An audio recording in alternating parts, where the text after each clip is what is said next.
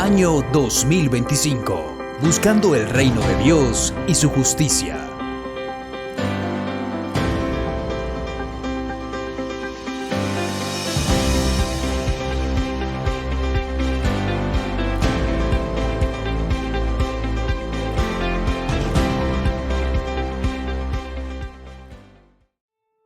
Vamos a leerlo. Yo, el Señor, no cambio. Por eso ustedes, descendientes de Jacob, no han sido exterminados. Pastor. Y hasta el día de hoy se cumple esta palabra. Has preservado a Israel, tu pueblo, a pesar que han pasado siglos y siglos. Sin embargo, Señor, esta noche nosotros queremos proclamar lo que tú has dicho. Tú eres el Señor y tú no cambias. Bendito sea tu nombre desde siempre y para siempre. Al tomar esta noche tu palabra, queremos adorarte, Señor. En el nombre de Jesús, amén. Amén. Y amén. Y amén. Siéntense, mis amados hermanos.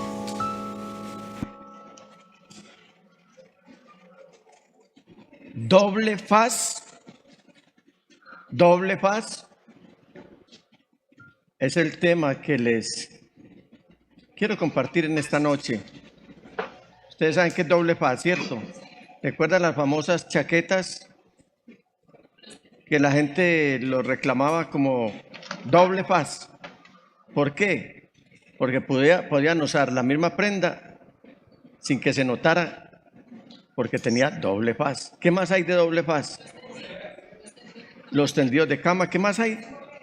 Las correas son de doble faz, los cinturones de hombres. ¿Qué más hay de doble faz? ¿Cómo?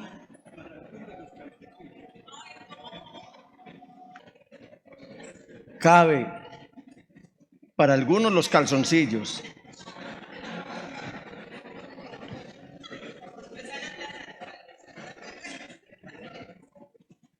Miren, mis amados hermanos, como el tiempo es inclemente, mis amados hermanos. ¿Cómo les parece cómo ha avanzado el tiempo? Y no solamente la hora del culto, sino el tiempo como tal. Entonces, ustedes me van a colaborar teniendo su Biblia en la mano, porque seguramente en algunos momentos les voy a pedir la colaboración para que lean también. Pero quiero contarles lo siguiente. Al principio de este año,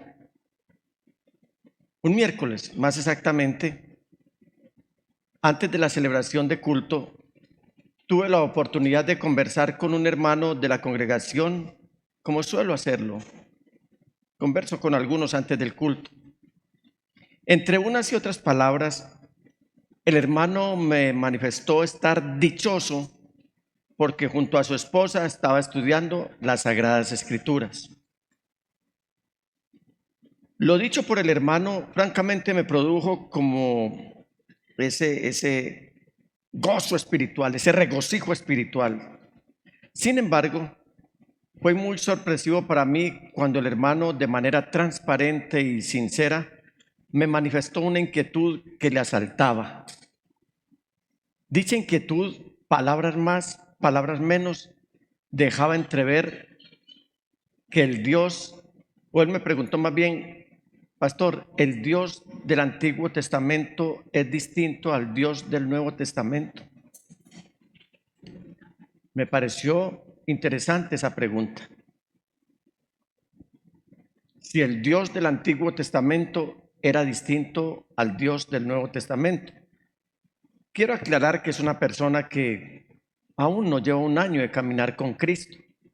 Es un hermano muy querido, conocido por ustedes también. Desde entonces, desde ese día, quedé con el deseo inquietante de dar respuesta no solo al hermano, sino también a muchos que están teniendo dicha percepción. No sin antes recordar que cuando apenas daba mis primeros pasos en mi caminar con Cristo en los años 70, una de mis hermanas me retó a responderle la misma pregunta, lo cual, por supuesto, no pude responder acertada y totalmente, dado mi precario conocimiento de las Sagradas Escrituras para ese momento. Antes que nada, hermanos, debemos tener claro por la fe que la Biblia es una historia coherente. Y esa historia coherente va dirigida a la relación de Dios con toda la humanidad. Pero muchas personas luchan con las aparentes diferencias en el carácter de Dios entre el Antiguo Testamento y el Nuevo Testamento. Lo mismo que me preguntaba mi hermano, lo mismo a lo cual me retó mi hermana, y sé que eso pasa. El hermano me decía cosas: pastor, pero ¿cómo es posible? Ese es el mismo Dios el que daba la orden de guerra, derramamiento de sangre, en fin, castigo al pueblo de Israel, y era como un Dios inclemente. Si es el mismo Dios del Nuevo Testamento. Pero yo les quiero compartir a ustedes, hermanos, lo siguiente, y esto anhelo que les quede claro. En el Antiguo Testamento Dios parece mostrar una justicia, es cierto, también ira, también santidad con una claridad profunda. Mientras que en el Nuevo Testamento Él está destacando su amor, está destacando su compasión, está destacando su misericordia, y todo esto a través y gracias a Jesucristo el Señor. Mi pregunta, o la pregunta que me hicieron, cabe también que la planteen, y repito, puede estar saltando en la mentalidad de muchos. Y yo quiero preguntarles a ustedes que seamos sinceros, mis amados hermanos. ¿Será que estas diferencias hayan más bien una contradicción o revelan algo más profundo sobre la naturaleza inmutable de Dios? ¿Será que sí hay diferencias en las Sagradas Escrituras? ¿Ustedes creen que hay diferencias en las Sagradas Escrituras? Algunos citan pasajes, por ejemplo, cuando el rey Saúl, recuerden que él se suicidó. Sin embargo, una malecita va y se presenta donde David y le dice: yo fui el que lo remató. Ahí aparentemente hay una diferencia, ¿cierto? Pero no hay tal diferencia, porque una cosa es cómo ocurren los hechos y otra cosa es cómo los narran. Quien narró los hechos fue la malecita, pero la realidad del hecho fue que Saúl se suicidó. ¿Por qué hay una contradicción allí aparente? Porque la malecita quiso ganar puntos con el rey David, y al ver a Saúl muerto, él fue y le dijo: mira, tu enemigo yo lo he eliminado. David enardeció y eliminó, mató a ese amalecita que le había hecho daño, o que dijo que le había hecho daño al rey Saúl. Entonces no hay ninguna contradicción. Llévense esto: una cosa es cómo se narran los hechos y otra cosa es cómo realmente sucedieron. Ahora le remito a ustedes la siguiente pregunta: ¿será que Dios cambió entre el Antiguo y el Nuevo Testamento? ¿Quién me responde? ¿Ustedes qué creen? ¿Que Dios cambió entre el Antiguo y el Nuevo Testamento? Y antes de continuar, quiero que leamos nuevamente en Malaquías, pero también la carta a los hebreos, en cuyos textos descubriremos el carácter inmutable de Dios, es decir, que Él no muta, que Él no cambia, que Él no es uno atrás, otro aquí y otro allí. Eso es para el ser humano. ¿Cuántos se han topado en su vida con gente de doble faz? ¿Si hay gente de doble faz? A ver, levanten la mano los que se han topado con gente que es de doble faz. O como dicen los muchachos de hoy día, son dobles o torcidos. Ahora, ¿cuántos hay aquí, y no me levante la mano, que son de doble faz? ¿Usted cree que en la iglesia hay personas de doble faz? Veo algunas cabezas afirmando. Pero vamos a lo que dice la palabra, porque hoy se trata es que cabe la posibilidad de que nosotros los seres humanos tengamos doble faz.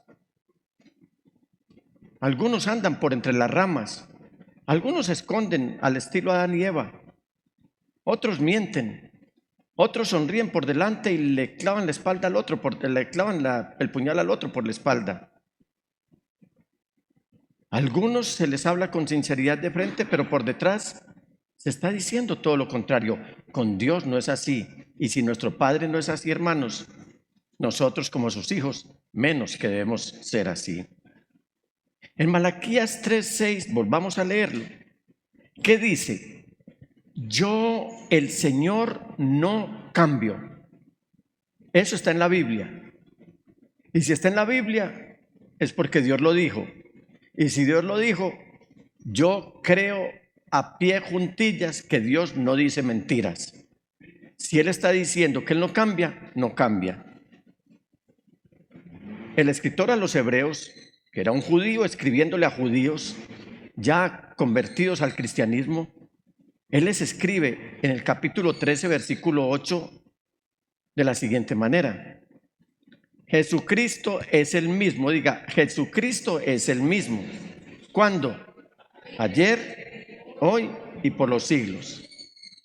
Y trataré de dar claridad a este asunto, y lo primero que debo decirles, hermanos, es que debemos creer que la naturaleza de Dios es inmutable. La naturaleza de Dios es inmutable. Esta es una gran verdad que nosotros debemos tener muy clara, hermanos, y es que Dios no cambia. Vuelvo otra vez. ¿Y Dios por qué no cambia? Porque lo dice la palabra. Y si lo dice la Biblia, es porque Él lo dijo. Por lo tanto, esto no tiene vuelta de hoja. Hermanos, la percepción de que las características de Dios varían a menudo proviene del contexto en el que se revelan todos sus atributos. Alguien que me mencione un atributo de Dios por aquel lado, un atributo. ¿Por allí? ¿Cómo? De a uno. Allí. Uno, rápido. Omnipotente. ¿Por acá? Omnipresente. Omar, ¿qué dijo? Santo. Por acá, Doc. ¿Dijiste? Omnipresente. Por acá, omnisciente. Atributos de Dios: 3 veces santo. Tiene autoridad sobre toda su creación.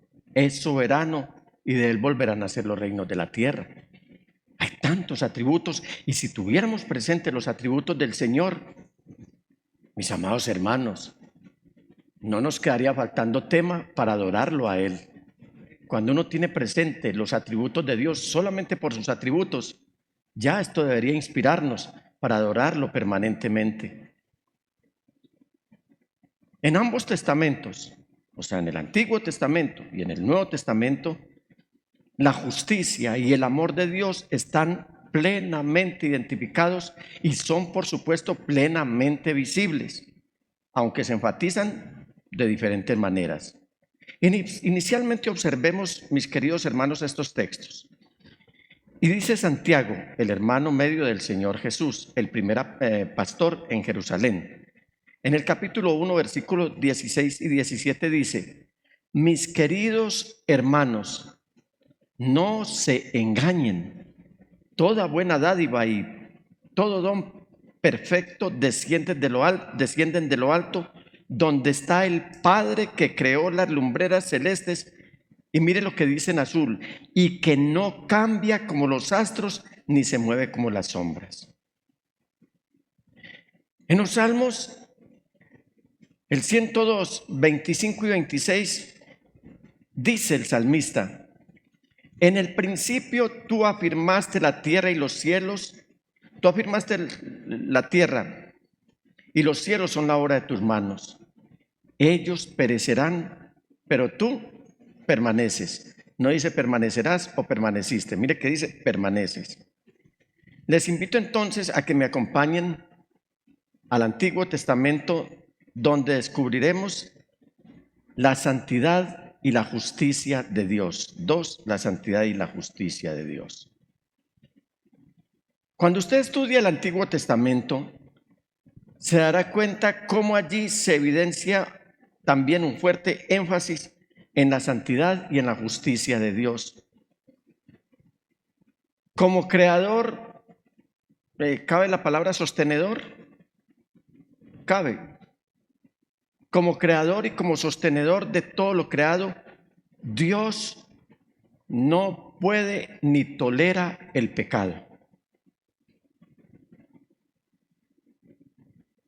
Es cierto que Él interactúa con la humanidad y sus interacciones con la humanidad suelen resaltar su juicio, que es un juicio justo, y aquí lo cantamos, y así está en la Biblia: justos y verdaderos son sus caminos. Habla de sus justos juicios también. Y la palabra del Señor resalta su juicio justo contra el pecado, como lo vemos en historias que fueron reales, como cuando el diluvio. ¿Cuántas personas se salvaron del diluvio? 8 personas. ¿Quiénes? Don Noé y esposa. Es como si lo fueran a invitar a una fiesta. Don Noé y señora, me imagino esas invitaciones. Sem y esposa. Cam y esposa. Jafet y esposa. ¿Cuántas personas se salvaron? 8. Y el diluvio fue universal. Yo le invito a que lea los capítulos 6, del 6 al 9, para que corrobore esta historia del libro de Génesis. No los leemos aquí por causa del tiempo. ¿O qué tal les parece a ustedes el justo juicio contra el pecado en el Antiguo Testamento sobre las ciudades de Sodoma y de Gomorra? ¿Qué tal les parece eso? En la que solamente se salvaron ¿cuántas personas? ¿Cuántas personas se salvaron del desastre de Sodoma y de Gomorra? 3 personas. ¿Quiénes? Lot y sus 2 hijas. De resto nadie más, todo el mundo pereció. Y estos momentos de juicio no son arbitrarios como algunos le dicen a Dios. Es que usted es muy arbitrario. ¿Cómo se le ocurre a usted un juicio de esa magnitud? Una tragedia de esa magnitud. Hermanos, los juicios de Dios son tan santos como Él. Los juicios de Dios no son arbitrarios, que nos quepa eso en la cabeza. Lo que sí también debemos tener presente es que reflejan el compromiso de Dios para defender la justicia y la santidad. Por ejemplo, cuando Dios entregó la ley a Israel, estaba revelando lo que llamaríamos esta noche sus estándares santos y enseñando a su pueblo cómo vivir en un pacto con Él. De eso se trataba, la ley en el monte Sinaí. Cuando usted habla de los sacrificios y rituales del Antiguo Testamento, cuando los lee, estos no eran más que recordatorios de la gravedad del pecado y el costo que se requería para poder pagarlo. Siempre tenía que haber el sacrificio de una víctima para poder pagar las consecuencias y los horrores del pecado.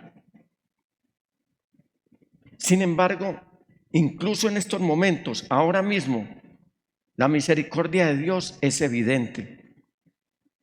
Él salvó, repito, a Noé y a su familia. Ofreció salvación a Nínive a través de Jonás y continuamente llamó a Israel al arrepentimiento a pesar de su reiterada y recurrente desobediencia. Y no critiquemos a Israel por su desobediencia. Es que esa desobediencia está campante y rampante todavía hoy dentro del pueblo de Dios. Y quiero invitarles a que tomen su Biblia y leamos juntos 1 Corintios capítulo 10, versículos 13 en adelante. Vamos a tomar esa porción de las Sagradas Escrituras. 1 Corintios, capítulo 13 o capítulo 10 mejor, versículos 13 en adelante.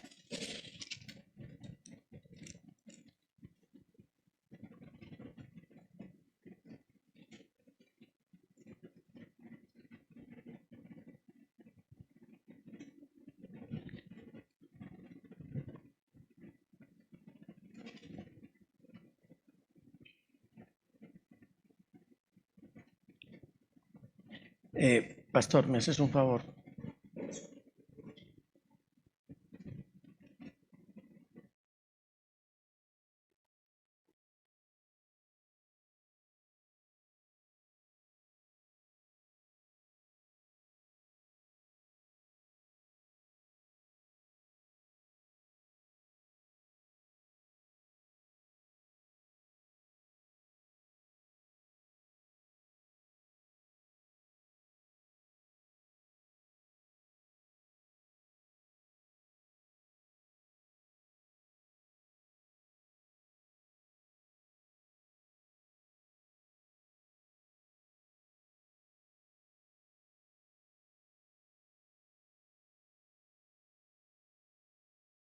La primera carta a los Corintios.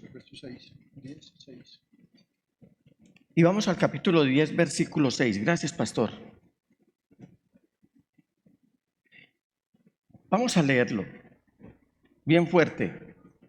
Digan conmigo, todo eso sucedió para servirnos de ejemplo a fin de que no nos apasionemos por lo malo como lo hicieron ellos. No sean idólatras como fueron algunos de ellos, según está escrito. Se sentó el pueblo a comer y a beber y se entregó al desenfreno. No cometamos inmoralidad sexual como algunos lo hicieron, por lo que en un solo día perecieron 23,000. Tampoco pongamos a prueba al Señor como lo hicieron algunos y murieron víctimas de las serpientes. Ni murmuren contra Dios como lo hicieron algunos y sucumbieron a manos del ángel destructor. Todo eso les sucedió para servir de ejemplo y quedó escrito para advertencia nuestra, pues a nosotros nos llegó o nos ha llegado el fin de los tiempos. Por lo tanto, si alguno piensa estar firme, tenga cuidado. Y miren ustedes, me gusta resaltar el versículo 9. Tampoco pongamos a prueba como lo hicieron algunos y murieron víctimas de las serpientes. Y hay una nueva versión internacional que dice que pusieron a prueba a Cristo. Pusieron a prueba a Cristo. Ahí lo tenemos. Sí, tampoco pongamos a prueba a Cristo. Entonces, quiero decirles, mis amados hermanos, vamos teniendo muy presente que no es distinto el Dios del Antiguo Testamento al del Nuevo Testamento. Ahora les invito, hermanos, a que me acompañen al Nuevo Testamento, donde descubriremos el amor y la gracia de Dios. Porque en el Nuevo Testamento el énfasis se desplaza hacia el amor y a la gracia de Dios. Ya vimos la justicia y la santidad de Dios en el Antiguo Testamento. Ahora vamos a destacar el amor y la gracia de Dios en el Nuevo Testamento, los cuales, estas virtudes, estos atributos, culminan en la persona y en la obra de Jesucristo el Señor.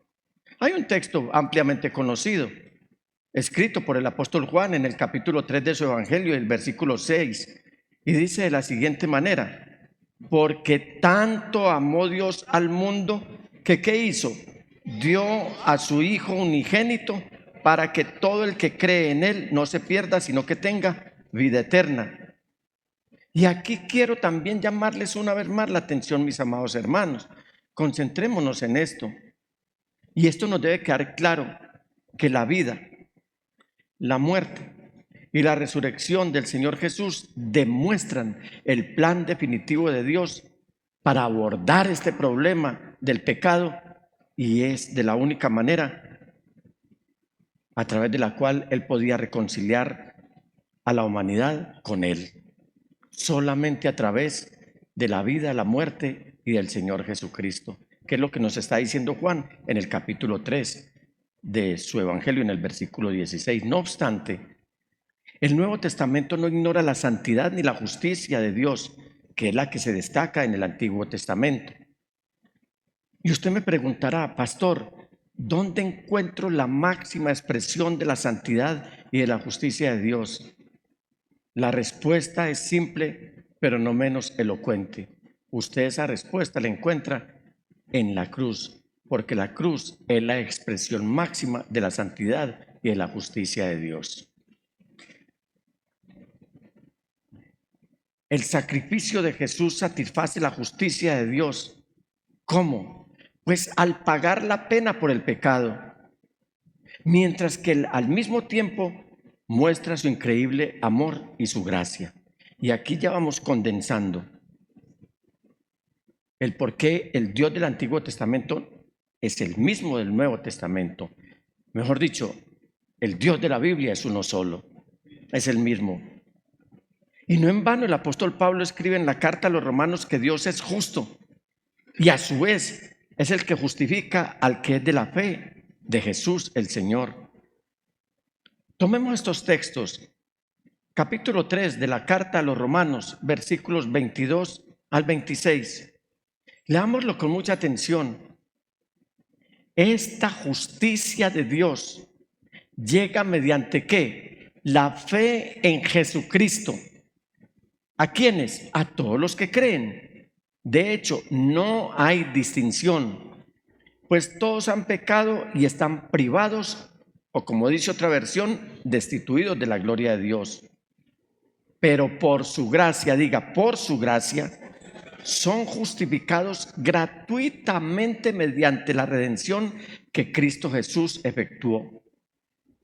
Dios lo ofreció como un sacrificio de expiación que se recibe por la fe en su sangre para así demostrar su justicia. ¿Cuántos son limpiados por la sangre de Cristo Jesús? Anteriormente en su paciencia, sigue hablando el apóstol Pablo, Dios había pasado por alto los pecados, pero en el tiempo presente, o sea, hoy, ha ofrecido a Jesucristo para manifestar su justicia. De este modo Dios es justo y a la vez el que justifica a los que tienen fe en Jesús. Por eso es que no debemos tener fe en denominaciones ni en movimientos. Hay personas que son del movimiento reformado, otros que son calvinistas, otros que son arminianos, otros que son arrianos, tanta cosa. Y hasta se trenzan en discusiones y hasta terminan en enemistades, porque todo eso se deriva de la interpretación de las Sagradas Escrituras. La fe en Cristo no admite ni un ápice interpretaciones. La fe en Cristo debe ser pura y perfecta, porque Él es único e indivisible. ¿Cuántos tienen fe en Jesús? ¿Cuántos tienen fe en Jesús? Quiero decirles, autorizado por la palabra de Dios, que no solamente ustedes cuentan con la gracia de Dios como cuento yo, sino también que tenemos garantizada la salvación que Él proveyó en la cruz del Calvario. Y destaquemos además las enseñanzas del Señor Jesús, que incluyen, no pocas veces, sino de manera frecuente, advertencias sobre el juicio de Dios. Usted puede leer parábolas como el de las ovejas y los cabritos. Usted puede leer sobre reprensiones que el Señor hizo a ciudades que nunca se arrepintieron. Y quiero que leamos estos dos textos. Aquí van a listar, hermanos, ustedes el capítulo 25, versículos 31 al 46 del Evangelio de Mateo. Y quiero que nombren entre ustedes a uno que lea en alta voz estos textos. Y aquí, de este lado para acá, van a listar Mateo 11, 20 al 24. Y también nombren un vocero que venga hasta aquí y nos lea esta porción de las Sagradas Escrituras. Ustedes, Mateo capítulo 11, versículos 20 al 24. Ustedes, es más larguito, capítulo 25, también de Mateo, versículos 31 y 46. Y aquí el Señor nos está hablando de juicio. ¿Por qué? Porque es que el juicio y la santidad de Dios no están supeditados o circunscritos solamente al Antiguo Testamento. Mire que se tocan en el Nuevo Testamento.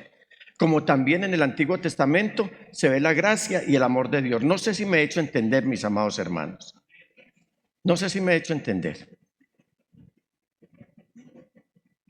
Estos atributos de Dios están en las Sagradas Escrituras. ¿Ya nombraron el vocero, mis amados hermanos?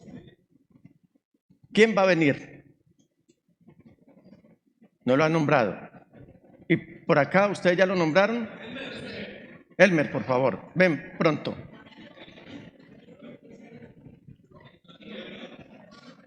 Entonces voy a leer en el capítulo 25 de Mateo, versículos 31 a Claudia, ya está por acá. Muy bien. Vamos con Mateo 25. Sí. Mateo 11, 20 al 24. Cuando el Hijo del Hombre venga en su gloria con todos los ángeles, se sentará en su trono glorioso. Todas las naciones se reunirán delante de él, y él separará a unos de otros, como separa el pastor las ovejas de las cabras. Pondrá las ovejas a su derecha y las cabras a su izquierda. Entonces dirá el rey a los que estén a su derecha: vengan ustedes, a quienes mi Padre ha bendecido. Reciban su herencia, el reino preparado para ustedes desde la creación del mundo. Porque tuve hambre y ustedes me dieron de comer, tuve sed y me dieron de beber. Fui forastero y me dieron alojamiento. Necesité ropa y me vistieron. Estuve enfermo y me atendieron. Estuve en la cárcel y me visitaron. Y le contestarán los justos: Señor, ¿cuándo te vimos hambriento y te alimentamos, o sediento y te dimos de beber? ¿Cuándo te vimos como forastero y te dimos alojamiento, o necesitado de ropa y te vestimos? ¿Cuándo te vimos enfermo o en la cárcel y te visitamos? El rey le responderá: les aseguro que todo lo que hicieron por uno de mis hermanos, aún por el más pequeño, lo hicieron por mí. Luego dirá a los que estén a su izquierda: apártense de mí, malditos, al fuego eterno preparado para el diablo y sus ángeles. Porque tuve hambre y ustedes no me dieron nada de comer. Tuve sed y no me dieron nada de beber. Fui forastero y no me dieron alojamiento. Necesité ropa y no me vistieron. Estuve enfermo y en la cárcel y no me atendieron.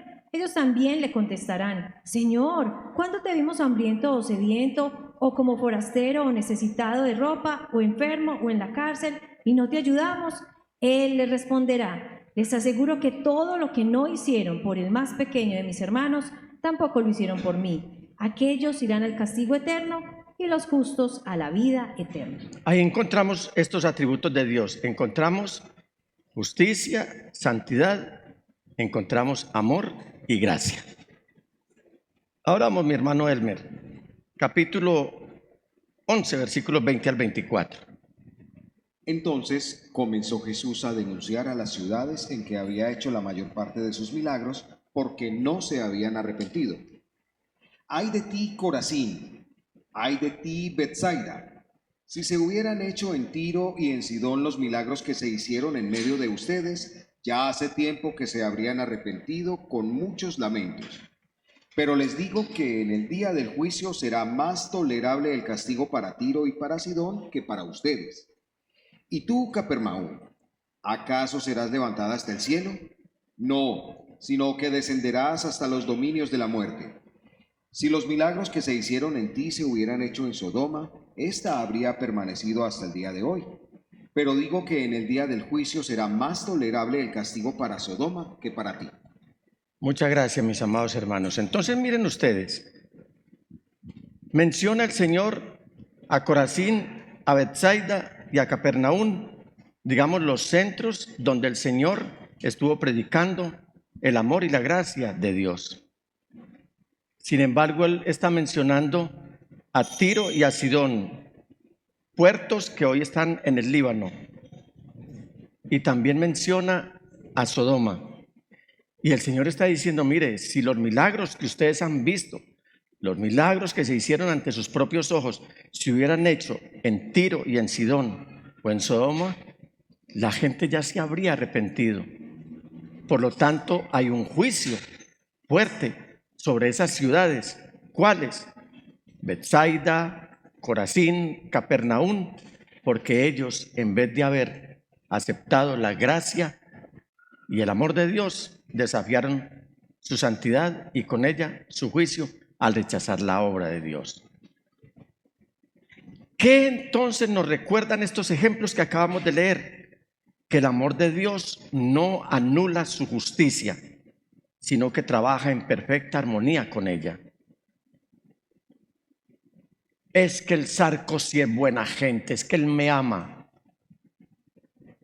Le dicen algunos, Chuchito lindo, ¿cómo va a castigar él a la humanidad sabiendo que él es un padre bueno? Hermanos, el Señor lo dijo muy claramente. Antes les digo, si ustedes no se arrepienten, perecerán. Dice la palabra del Señor. Entonces, si Él aplica justicia, ¿ustedes creen que Él anula el amor de Él? No. Por favor, antes al contrario. El amor de Dios trabaja en completa armonía con su justicia. El amor de Dios no anula su justicia, sino que trabaja en perfecta armonía con ella. Y creo que a estas alturas del mensaje ya nos debe ir quedando claro que si hay un solo Dios, entonces hay un solo plan. 4. Un solo Dios, un solo plan. ¿Por qué? Porque las aparentes diferencias entre los testamentos se entienden mejor cuando vemos la Biblia como una historia unificada. Desde el Génesis hasta el Apocalipsis, Dios está desplegando su plan redentor para toda la humanidad. ¿Cuándo habló Dios de un redentor? La primera vez en la Biblia, en el capítulo 3, versículos 15 y 16 de Génesis. Ahí está hablando de un redentor. Y termina con el que es el centro de la Biblia, con Jesucristo como el gran vencedor, como el triunfador de todas las edades, aquel que nos trajo el amor y la gracia de Dios, que Él la dio por medio de Jesucristo, como lo escribe el apóstol Juan también en su evangelio. Y espero hacerme entender, y lo voy a hacer de la manera más didáctica. Creo que ya me han entendido, pero lo voy a hacer de esta manera. El Antiguo Testamento establece el escenario para Jesús al mostrar la necesidad de un Salvador. El Antiguo Testamento establece el escenario para Jesús al mostrar la necesidad de un Salvador. Eso es el Antiguo Testamento, la necesidad de un Salvador. Mientras que el Nuevo Testamento, ¿me lo vuelves a poner, por favor? ¿Se alcanzaron a tomar la fotografía de esta nota? ¿Ya? Mientras que el Nuevo Testamento revela el cumplimiento de esa necesidad en Cristo Jesús.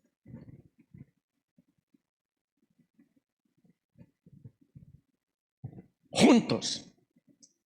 El Antiguo Testamento y el Nuevo Testamento presentan una imagen consistente, sólida, de un Dios que es santo, justo, amoroso y misericordioso.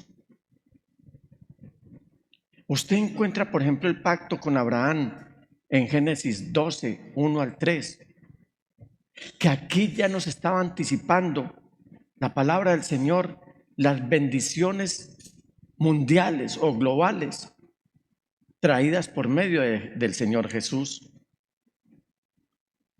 En Génesis 12, 1, versículos 12, versículos 1, 2 y 3 dice: el Señor le dijo a Abraham: deja tu tierra, tus parientes y la casa de tu padre y vete a la tierra que te mostraré. Haré de ti una nación grande y te bendeciré. Haré famoso tu nombre y serás una bendición. Bendeciré a los que te bendigan y maldeciré a los que te maldigan. Por medio de ti serán bendecidas todas las familias de la tierra. ¿Por medio de quién? De Abraham. Los que tenemos la fe de Abraham. Por eso ya en Cristo Jesús no hay judíos ni hay gentiles. ¿Por qué? Porque si no se tiene la fe de Abraham, entonces no estamos aceptando el plan salvador de Dios. Creo que el pastor nos ha compartido esta semana, sería hoy, pastor, algo sobre la descendencia de Abraham. No dijo los descendientes, sino la descendencia, y esa descendencia es uno solo. Y Pablo lo resume así: identifica esa descendencia y lo llama como Cristo Jesús.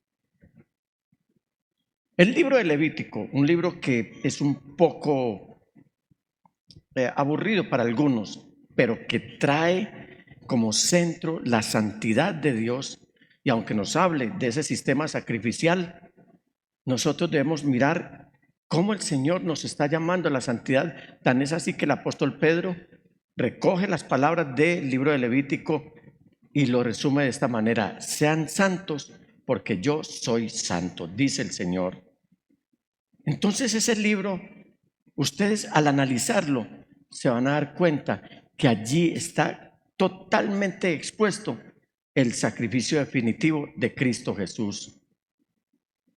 Ustedes pueden leer en su casa, en el capítulo 10, versículos 1 al 10 de la carta a los Hebreos. No sé cómo estamos de tiempo, pastor, son las 8:01. Yo había puesto aquí la nota, leerlo con la iglesia. Entonces lo leemos. Capítulo 10, versículos 1 al 10 de la carta a los Hebreos. Vamos a la carta a los Hebreos por un instante.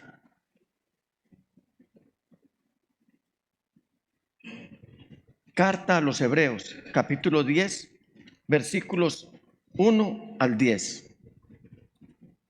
Dice de la siguiente manera: la ley, lean conmigo, por favor. La ley es solo una sombra de los bienes venideros y no la presencia misma de estas realidades. Por eso nunca puede, mediante los mismos sacrificios que se ofrecen sin cesar año tras año, hacer perfectos a los que adoran.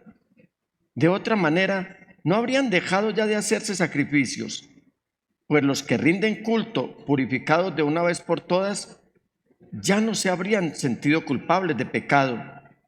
Pero esos sacrificios son un recordatorio anual de los pecados, ya que es imposible que la sangre de los toros y de los machos cabríos quite los pecados. Por eso, al entrar en el mundo, Cristo dijo: a ti no te complacen sacrificios ni ofrendas, en su lugar me preparaste un cuerpo. No te agradaron ni holocaustos ni sacrificios por el pecado. Por eso dije: aquí me tienes, como el libro dice de mí: he venido, oh Dios, a hacer tu voluntad. Primero dijo: sacrificios y ofrendas, holocaustos y expiaciones no te complacen ni fueron de tu agrado, a pesar de que la ley exigía que se ofrecieran. Luego añadió: aquí me tienes, he venido a hacer tu voluntad.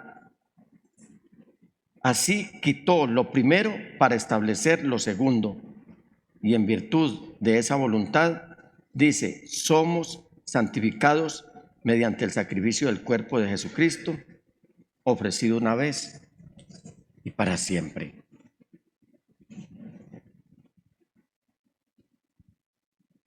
¿Cómo les parece a ustedes esta gran noticia, mis amados hermanos?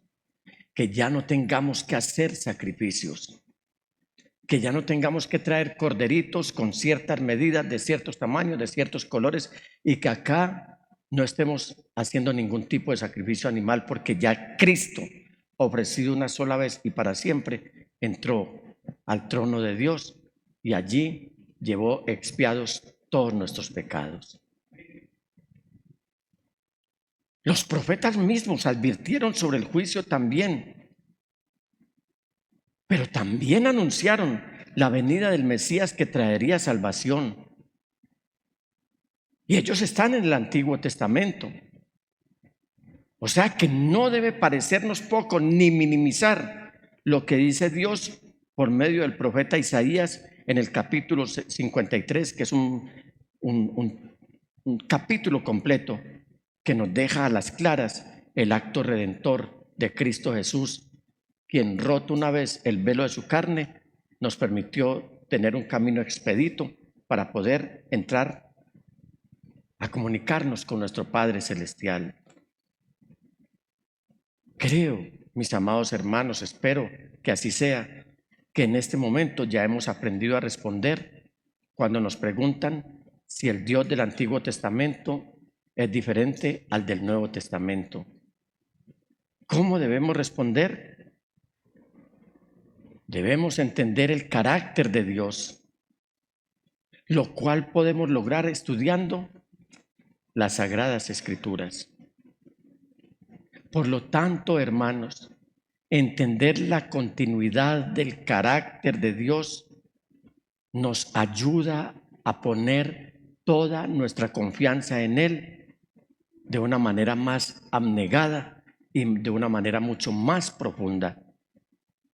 Su santidad, la santidad de Dios, nos recuerda que debemos tomar el pecado en serio, mientras que su amor nos asegura su deseo de perdonarnos y restaurarnos.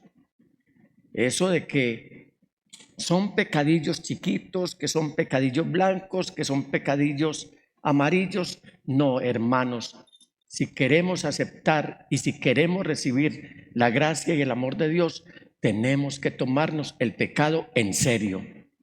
Para Dios no hay pecados grandes ni pequeños, blancos ni negros. Para Dios no hay pecados santos y pecados más malos. Para Dios ni siquiera existe el pecado venial, como lo dice la religión imperial. Para Dios el pecado es pecado. Allí estaba expuesta la justicia y la santidad de Dios. Pero cuando reconocemos el pecado, cuando nos tomamos en serio esto de que debemos alejarnos del pecado y vivir en santidad, sin la cual nadie verá al Señor, nos acogemos a esa gracia y a ese amor que Él ha derramado en nuestros corazones.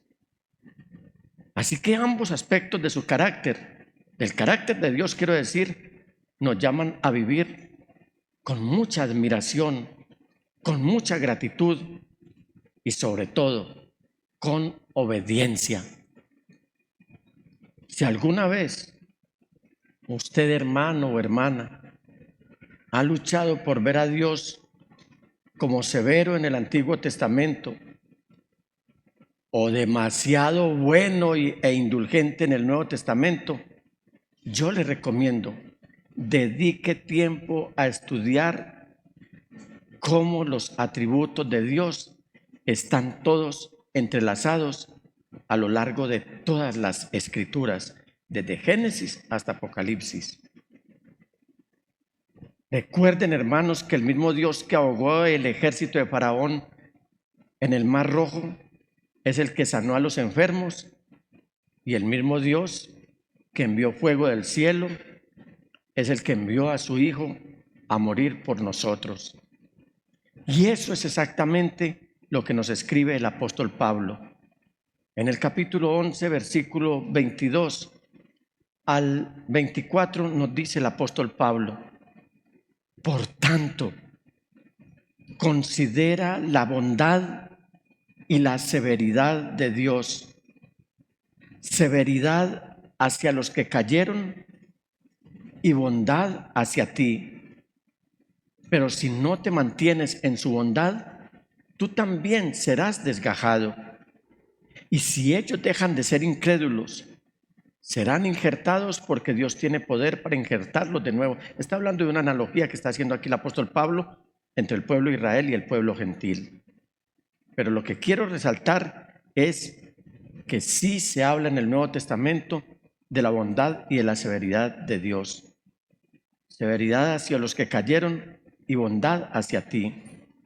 Y dice el versículo 24: después de todo, si tú fuiste cortado de un olivo silvestre, le está hablando a los gentiles, al que por naturaleza pertenecías, y contra tu condición natural fuiste injertado en un olivo cultivado, con cuánta mayor facilidad las ramas naturales, es decir, el pueblo de Israel, de ese olivo serán injertadas de nuevo en él. Yo creo, en síntesis, mis amados hermanos, que podemos creer que el carácter de Dios es consistente y es inmutable, y que las diferencias entre el Antiguo y el Nuevo Testamento reflejan el desarrollo de su plan redentor más que un cambio en su naturaleza. Él no cambia. Alabado sea el Señor. Así que al ver la Biblia como una historia de una sola pieza, podemos apreciar la plenitud de la santidad, de la justicia, del amor y de la gracia de Dios. Este entendimiento no solo profundiza y fortalece nuestra fe, sino que también nos inspira a adorar y servir al Dios que es el mismo ayer y hoy y por los siglos, Jesucristo el Señor. El Señor les bendiga.